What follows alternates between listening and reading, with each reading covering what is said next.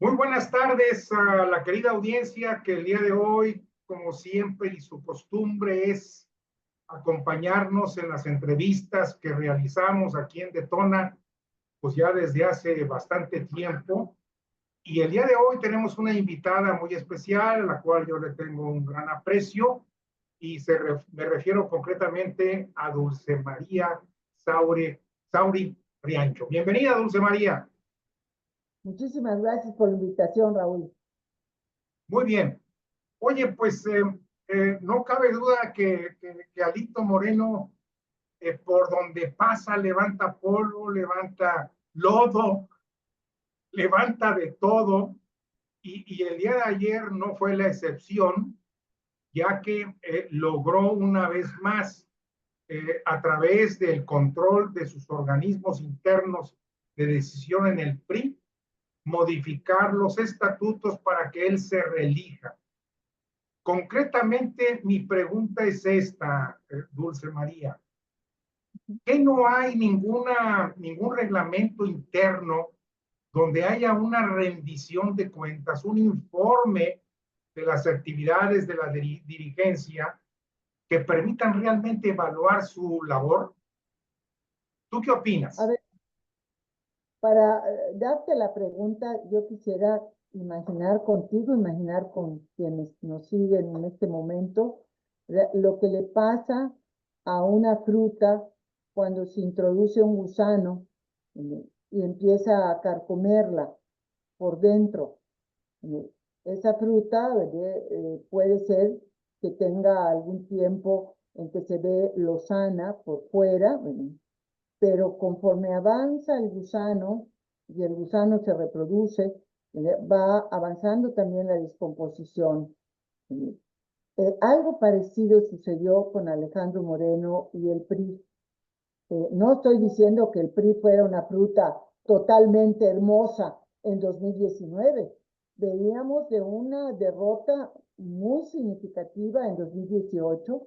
Veníamos de un gobierno encabezado por Enrique Peña Nieto, que había ganado la elección presidencial en 2012, después de 12 años que el PRI había perdido la presidencia por primera vez en el año 2000. Y siempre sostuve que si algo es frágil, es la confianza restaurada. La confianza siempre es frágil, pero cuando en quien confiaste sientes que te traiciona, pero decides volver a confiar, esa nueva confianza es aún más delicada que la primera, ¿no? Bueno, pues eso pasó, digamos, de alguna manera en 2012 con la mayoría de votos que permitieron al PRI ganar la presidencia de la República.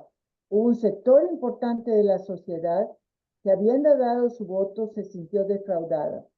Esta percepción de corrupción, percepción de frivolidad que rodeó al gobierno, ni siquiera estoy diciendo que así haya sido, estoy diciendo se construyó una percepción en ese sentido, hizo que en 2018 el PRI tuviese una votación que apenas se acercó al 20% del total en el caso del Poder Legislativo. Yo formé parte del grupo parlamentario más reducido en toda la historia del PRI, 47 empezamos, 50 concluimos en la Cámara de Diputados.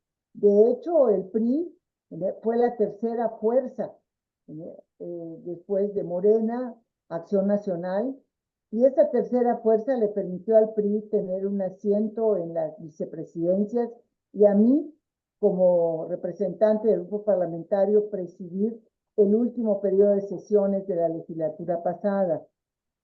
Pero en 2019, el PRI renovó su dirigencia.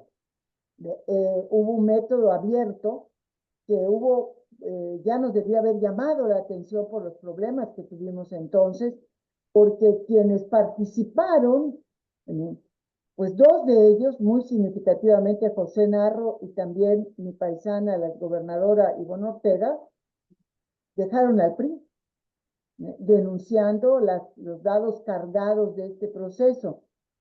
Bueno, pues Alejandro Moreno, con toda esta situación, llegó a la dirigencia nacional con más de 1 millón de votos de priistas en todo el país.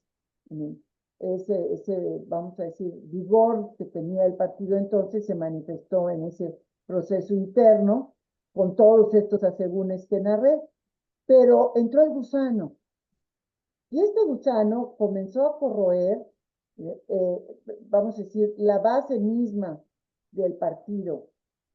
Primero le quitó facultades a los comités directivos estatales, a los consejos estatales y municipales, pues para autodeterminarse en su vida interna, ¿no? Claro. O sea, tomó todas las atribuciones, ¿verdad? Y las concentró en la presidencia del Entonces Comité sí Nacional. existía una contención para este tipo de situaciones y él las borró.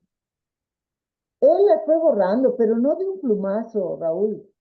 ¿Verdad? Como el gusano se fue comiendo, fue envenenando, fue quitando esas atribuciones, ¿verdad? Concentrándolas en la figura del presidente del Comité Nacional, que bueno, no en la figura, sino en Alejandro Moreno. Y luego después, en 2020, que se hizo esta reforma de estatutos, fue en medio de la pandemia, fue en una sesión virtual. Los únicos grupos que se opusieron fueron los grupos parlamentarios del PRI en aquel momento, porque pretendió, lo que logró ahora, de que fuera facultad del presidente del Comité Nacional nombrar a los coordinadores de los grupos parlamentarios. Pero no solo era en el Congreso de la Unión, también en los 32 congresos estatales donde haya representación del PRI, quien va a nombrar, o esa es su pretensión, es Alejandro Moreno. ¿Eso en qué sentido fue terrible para el PRI? Porque al secar la vida interna en los estados, la presencia territorial del PRI se empobreció sensiblemente. En 2020 había 12 gobernadores, 11 gobernadores, una gobernadora del PRI. En 2021, de los 8 estados que renovaban gubernatura, el PRI perdió los 8.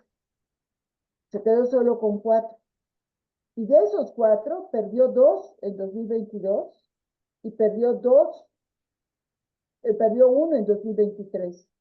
Por eso el PRI en este momento solo tiene 2 gubernaturas, porque en 2022 la de Durango, que tenía el PAN, en coalición, el PRI con el propio PAN y el PRD, la ganó. Por eso es la cuenta de 2 ahorita, Coahuila y Durango. Que son Coahuila y Durango, ¿verdad? Así es. Ok. Es el único territorial que tiene el PRI.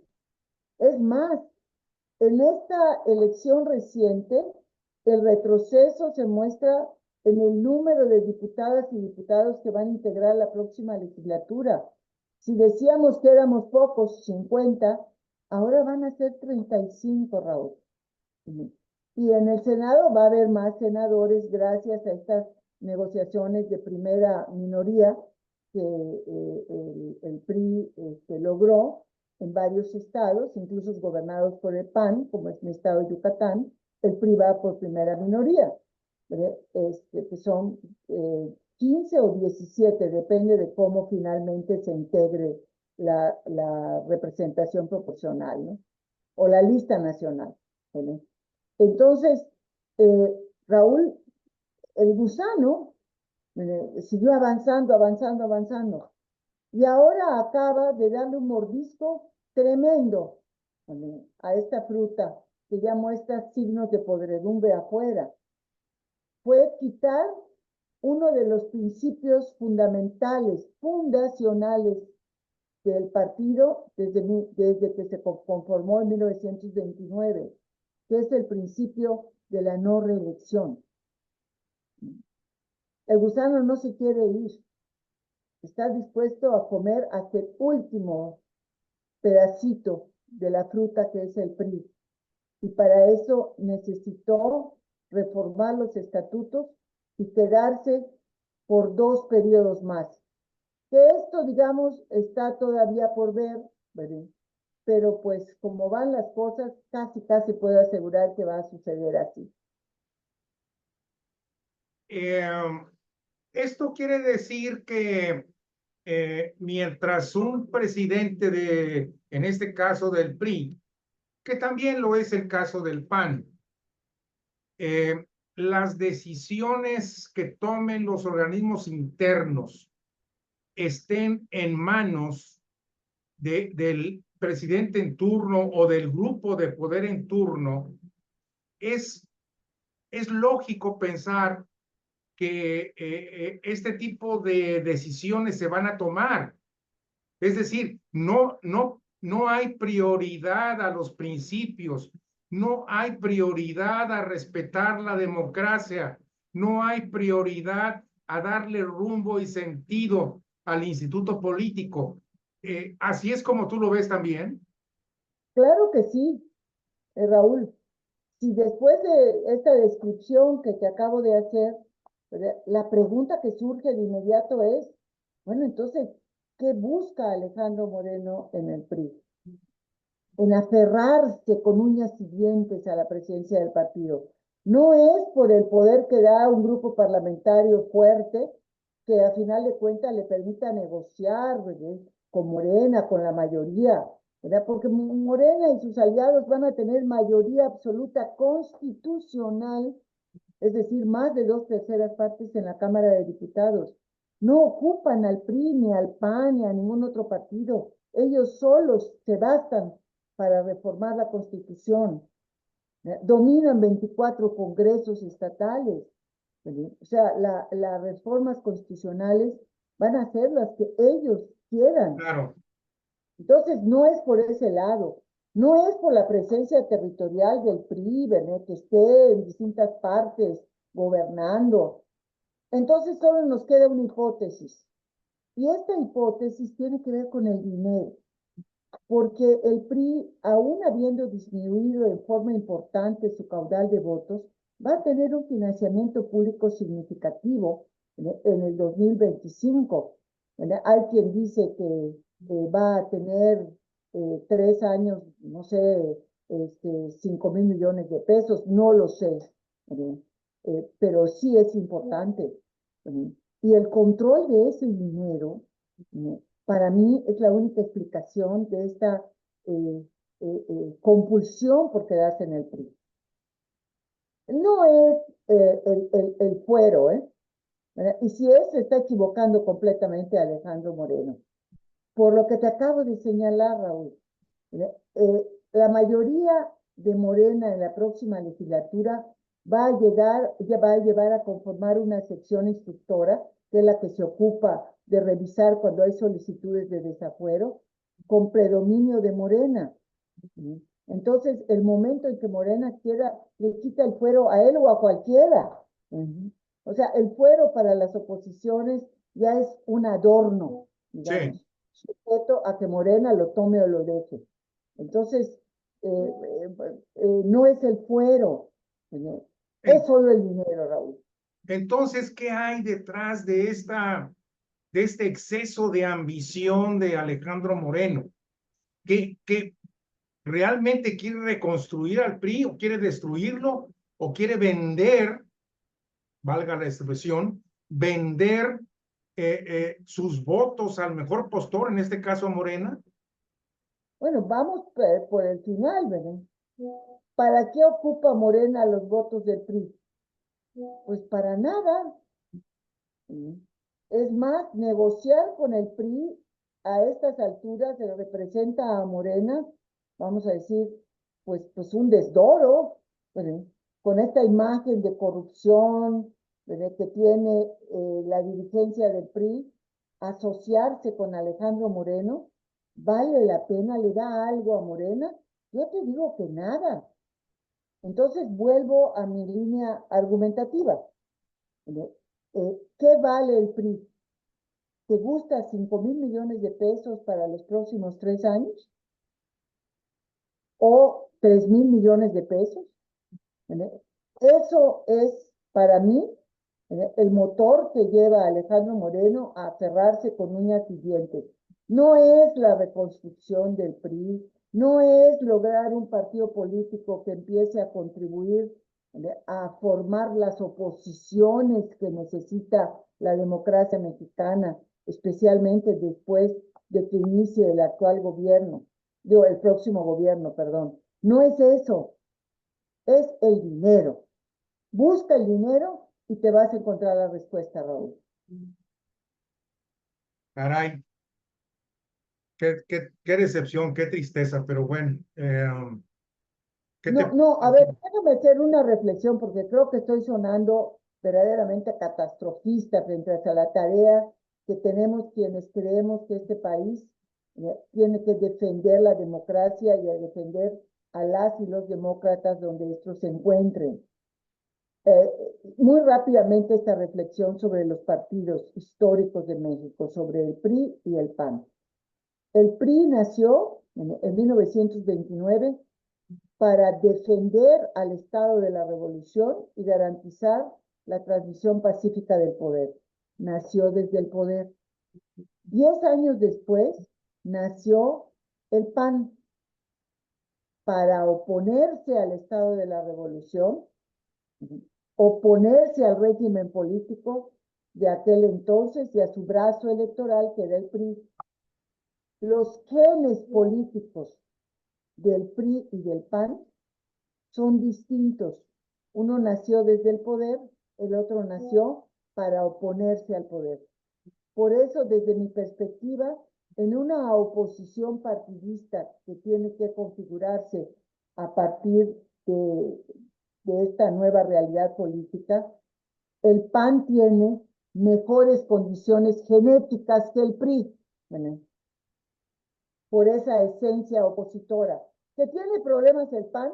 No me cabe duda alguna, porque hay una crisis de los partidos políticos en general, pero las particularidades de cada partido tienen que ver con su historia. Que el PAN puede liberarse de los padroneros y volver a su esencia opositora, claro que puede. Que el PRI tiene que liberarse de esa condición genética de haber nacido desde el poder, ahí lo veo un poco más complicado. No imposible, pero complicado, y más si no se lo plantean en esos términos los priistas. Se dice que ¿por qué se van los priistas a Morena?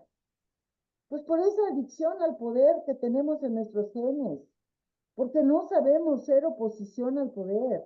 Es un ejercicio que desgraciadamente el PRI no continuó después de la derrota en el año 2000. Lo empezamos en la Asamblea Nacional de 2001. Lo practicamos prácticamente durante 12 años, pero cuando ganamos la presidencia de la República, la adicción al poder fue tan poderosa, tan grande, tan importante, que dejamos atrás ese ejercicio fundamental. Pensamos que volviendo en 2012, ya ahí nos quedábamos, de ahí éramos, no iba a pasar nada. Y pasó todo. Ok. Creo que ahorita el tema central, desde mi punto de vista, Dulce María, es ¿qué va a ser la disidencia formal que tú y mucha gente más encabezan con el objeto de, pues, hacer un bloque de contención y me atrevo a decirlo, a lo mejor hasta evitar que se concrete la reelección de Alejandro Moreno? ¿Hay posibilidades o tú cómo la ves? A ver, yo creo que hay dos líneas de acción para el PRI en lo inmediato. Una línea de acción es la parte política, digamos. Y hay un logro muy importante, Raúl. Voces de muchos priistas se han estado levantando para decir que ir contra el principio de la no reelección es afectar profundamente al PRI, más allá de todas las otras cosas, cuestiones que he comentado contigo. Y en el caso del PRI, romper el silencio es un auténtico logro. Levantar la voz y decir esto no me parece, ejercer esa función crítica es muy, muy relevante. La otra línea es la impugnación por la vía legal, Raúl. Hay una cuestión que tendrá que hacerse valer primero ante el Instituto Nacional Electoral y luego en el tribunal. Se hizo una eh, eh, Asamblea Nacional en un tiempo en que todavía está el proceso electoral en marcha, en que A ver, tenemos... perdón la interrupción, Dulce María. Nomás para que la audiencia lo entienda. El día de ayer se celebró una junta de Consejo Nacional. ¿Es correcto? Sí, ¿me permites un momentito nada más? Claro, claro, claro. Bueno, oye, es que estoy en un Zoom. Sí, dime, si es algo urgente, dime.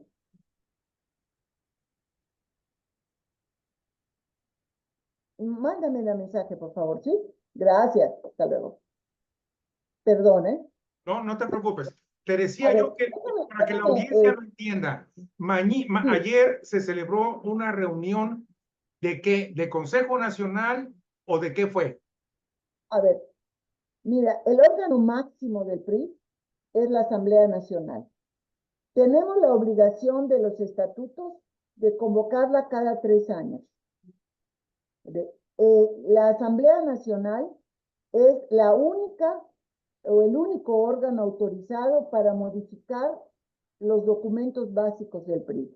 Los documentos básicos del PRI son la Declaración de Principios, el Programa de Acción, los estatutos y el Código de Ética Partidaria. La importancia de una Asamblea Nacional está en función de esas facultades que son solo de la Asamblea Nacional. Debajo de la Asamblea Nacional está el Consejo Político Nacional y abajo del Consejo Político Nacional está el Comité Ejecutivo Nacional. El presidente del Comité Ejecutivo Nacional lo es también de la Asamblea Nacional y del Consejo Nacional. Pero las reglas para convocar a la Asamblea Nacional están establecidas tanto en los documentos internos del PRI como en el Código Electoral y que rige a los partidos políticos en la Ley de Partidos Políticos. O sea, esas son las normas. Sí. La Asamblea Nacional del PRI se inicia la convocatoria el día 3 de junio, Raúl, cuando apenas en algunas casillas estaban contando los votos todavía, porque les dio la madrugada, la mañana contando. Sí. En el PRI, su dirigencia nacional estaba más preocupada en convocar una asamblea nacional. Desde luego, ayudar a los candidatos y candidatas del PRI que ganaron las elecciones y que tienen encima impugnaciones de los adversarios políticos en los tribunales, eso estaba muy lejos de la preocupación de la dirigencia nacional. A ellos su asamblea. El 6 se reunió el Consejo Político el 6 de junio, el del segundo nivel, para autorizar la expedición de la convocatoria. Y empezaron los trabajos, rodeados de silencio y de misterio, en los consejos estatales, para elegir a delegadas y delegados que venían a la Asamblea Nacional del 7 de julio. Bueno, se supo dónde iba a ser la asamblea del 7 de julio hasta el viernes anterior. Nada más te lo pongo como ejemplo de la secrecía de los trabajos. Y mucho más en el caso de los dictámenes sobre las reformas a los 4 instrumentos básicos. El que llama más la atención es desde luego el de los estatutos, el de la vida interna del PRI, que es donde se reformó y se quitó este candado de la no reelección. Bueno, todo esto que te estoy platicando se da en el marco del proceso electoral federal que todavía no acaba, Raúl. Lo que tuvimos fue la jornada electoral el 2 de junio. Ahorita hay litigios en los tribunales. Todavía no se O asigna sea, la está fuera del representación. calendario normal. Absolutamente fuera, pero además restringido o prohibido llanamente a todos los partidos políticos tocar sus documentos básicos mientras no concluya el proceso electoral. ¿Cuándo acaba, Raúl? también para la audiencia, cuando el Tribunal Electoral califique la elección presidencial y su fecha límite es el 6 de septiembre. Hasta entonces termina formalmente el proceso electoral. El 7 de septiembre, pensando que el tribunal vaya hasta su fecha límite, entonces ya los partidos pueden hacer las reformas que quieran a sus documentos básicos, elegir a la dirigencia nacional cuando ellos lo consideren. No es de gratis que Acción Nacional haya convocado a la renovación de su dirigencia nacional hasta octubre, porque sabe ese impedimento que hay. Pero en el caso del PRI, pues no le importó. La pregunta que seguiría es, ¿por qué si tiene el control de las estructuras formales del PRI, Alejandro Moreno aceleró los trámites, hizo una asamblea apresurada y además Alejandro Moreno está dispuesto a jugar la ilegalidad, la carta de la ilegalidad en esta asamblea? Yo te voy a dar la respuesta. Porque necesita los 2 meses que median entre la asamblea y que las reformas sean declaradas firmes. Porque él se tiene que ir en cuanto concluya el proceso electoral por sentencia del propio Tribunal Electoral. Entonces ya no le daría tiempo a empezar una asamblea en septiembre que terminaría a principios de noviembre. Ya no le aplica a él. Él tendría que convocar con las reglas vigentes hasta el día de ayer para su sucesión, con la regla de la no reelección. Entonces, cualquier impugnación que se haga ante la autoridad electoral prácticamente está colgada de alfileres. Así es, por esta estimación que te hago. En la exposición de motivos hace un enredado, hace una enredada argumentación. Por ejemplo, dice que el PRI sesiona cada 3 años, entonces que le tocaba hacer asamblea y no quieren cumplir. No, la asamblea del PRI de 2021 se convocó en octubre y se realizó en diciembre. O sea, los 3 años no están cumplidos. En segundo, los estatutos del PRI dicen que puede prolongarse la realización de la Asamblea Nacional hasta por 18 meses. O sea, puede hacerse hasta 4,5 años después. Tercer argumento, cita una jurisprudencia, no es jurisprudencia, una resolución del Tribunal Electoral diciendo que puede haber reforma a los documentos básicos aún en proceso electoral. Es una resolución, no es jurisprudencia. Entonces, digamos que hay elementos para impugnar, no el contenido de la asamblea, sino el momento en que se está realizando. Es decir, el grupo en el cual tú estás, Dulce María, van a impugnar esas decisiones de todos modos. Así es. ¿Verdad? Así es. Independientemente de que esté colgado con alfileres o no. Ustedes lo que van a demandar, me imagino yo, es el aspecto conceptual.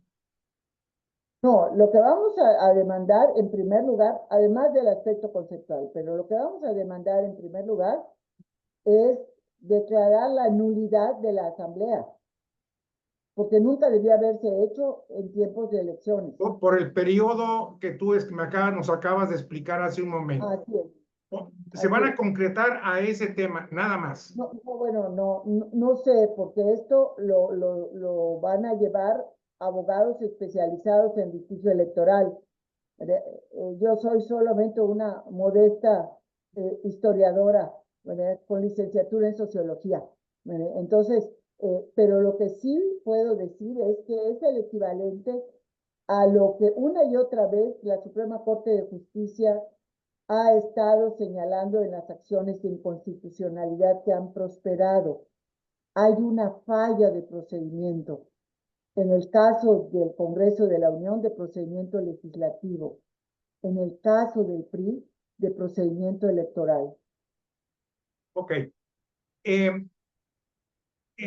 ¿Tú tienes ya alguna idea, los abogados, los asesores que están trabajando en esta demanda de impugnación a la celebración de la asamblea, la fecha o hay un periodo determinado para presentarla?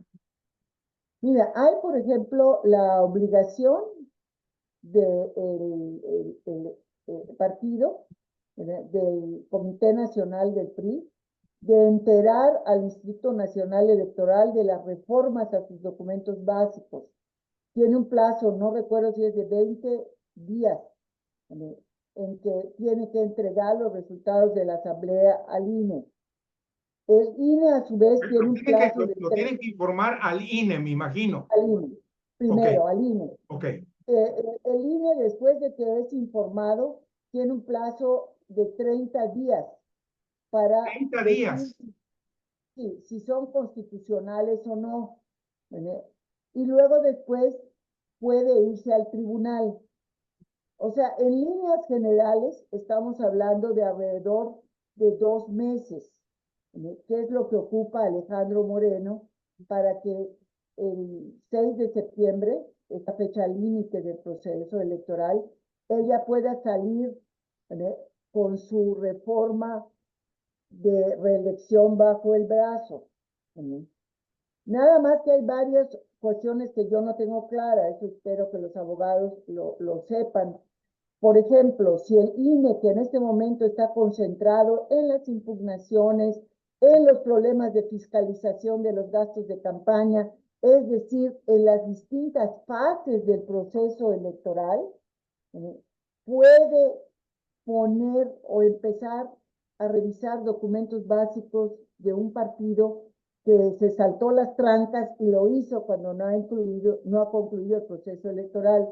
Entonces yo no sé si los días que tiene el INE van a empezar a correr a partir del momento en que concluya el proceso electoral. Si es así, Alejandro Moreno no va a poder convocar con las reglas que salieron el domingo Ya. pasado. Va a tener que convocar con las reglas anteriores que impiden la reelección de la dirigencia. Correcto. Caray, pues, en primer lugar, muchas gracias por tu tiempo y tu información porque es valiosísima. Y en segundo lugar, eh, pues lo único que puedo desearles es que a la hora de transitar por este camino sinuoso, lleno de obstáculos y me atrevo a decir de socavones y de baches, puedan llegar con éxito al final de la ruta, lo cual pues lo veremos en los próximos 2 meses, como bien tú decías, ¿verdad?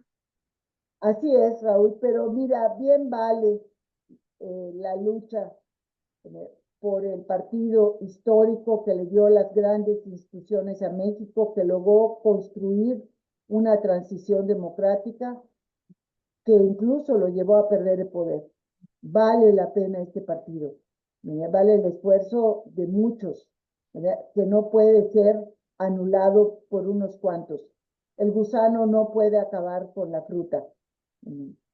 Hay que echarle insecticida, Raúl. Claro. ¿Alguien tiene que echar qué? Insecticida. Insecticida. Ajá. Estoy de acuerdo. Pues bien decías tú hace unos minutos, creo que aquí la lucha desde el punto de vista conceptual, estratégico, es romper el silencio dentro del PRI.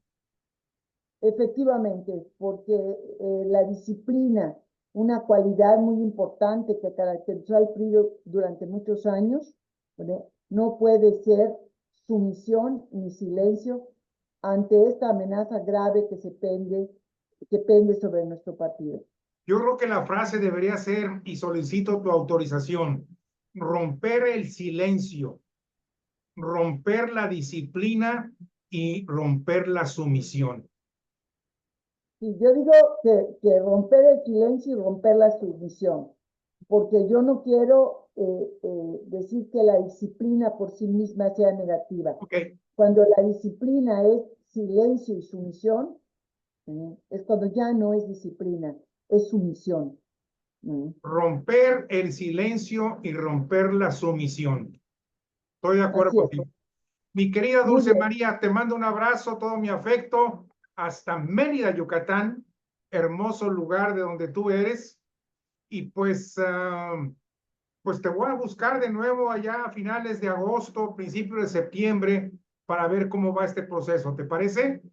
Con mucho gusto. Y desde Mérida, ahí le seguimos mandando agua a Nuevo León. Muchas gracias. Hasta luego. Gracias, hasta luego.